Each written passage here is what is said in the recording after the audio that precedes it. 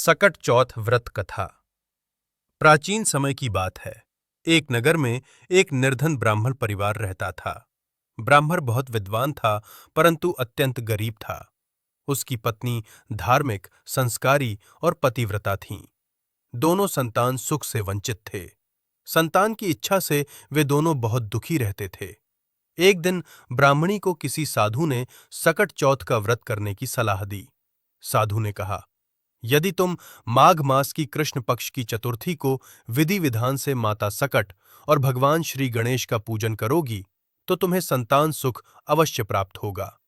ब्राह्मणी ने पूरी श्रद्धा से सकट चौथ का व्रत रखा। दिन भर निर्जल उपवास किया।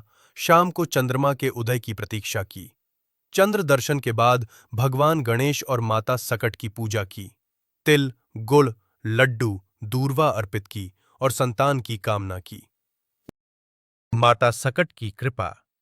माता सकट ब्राह्मणी की भक्ति से प्रसन्न हुई और स्वप्न में दर्शन देकर वरदान दिया, तुम्हें शीघ्र ही एक तेजस्वी पुत्र की प्राप्ति होगी, जो तुम्हारे कुल का नाम रोशन करेगा।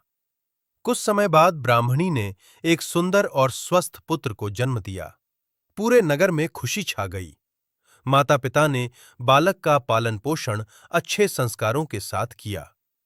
भगवान गणेश की लीला जब बालक बड़ा हुआ तो वह अत्यंत बुद्धिमान और धर्मपरायण बना। एक बार राजा के दरबार में कठिन समस्या आई। उस बालक ने बुद्धि से समस्या हल कर दी। राजा अत्यंत प्रसन्न हुआ और उसे सम्मानित किया। इस प्रकार सकट चौथ व्रत की महिमा से न केवल संतान सुख मिला, बल्कि घर में सुख, समृद्धि और यश भी बढ़ा। व्रत का महत्व। ये व्रत विशेष रूप से संतान की रक्षा, दीर्घायु और सुख के लिए किया जाता है। माता अपने बच्चों के लिए यह व्रत करती हैं। भगवान गणेश विघ्नहर्ता हैं। वे सभी कष्ट दूर करते हैं। व्रत का फल। जो भी स्त्री श्रद्धा और नियम से सकट चौथ का व्रत करती है, उसके संतान संबंधी कष्ट दूर होते हैं। घर में सुख, शांति और समृद्धि आती है। संतान दीर्घायु और संस्कारी बनती है।